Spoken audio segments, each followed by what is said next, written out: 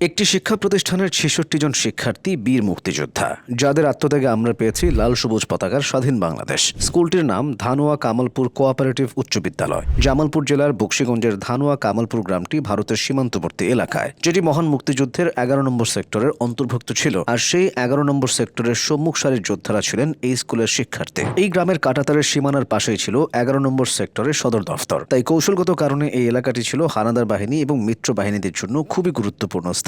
১৯৭১ সালে এই বিদ্যালয়ের নবম-দশম শ্রেণীর শিক্ষার্থীরা নাম লেখাতে শুরু করেন মুক্তিযুদ্ধের জন্য। সেখান থেকে ৬৬ জন শিক্ষার্থী প্রশিক্ষণের জন্য ছুটে যান ভারতের মহেন্দ্রগঞ্জে। প্রশিক্ষণ নিয়ে দামাল ছেলেরা ঝাঁপিয়ে পড়েন তাদের শত্রু বাহিনীর উপর। দীর্ঘ ৯ মাস বীরের মতন লড়াই করেন তারা। এমনকি ৭১ সালের ৪ ডিসেম্বর আত্মসমর্পণের চিঠি নিয়ে প্রথম পাকিস্তানি ক্যাম্পে যান এই বিদ্যালয়ের যোদ্ধা বীর প্রতীক বশির আহমেদ। এমন বীরত্বপূর্ণ অবদানের জন্য রাষ্ট্রীয়ভাবে বীর বিক্রম, বীর উত্তম এবং বীর প্রতীক খেতাব পান এই বিদ্যালয়ের ২৯ জন বীর মুক্তিযোদ্ধা।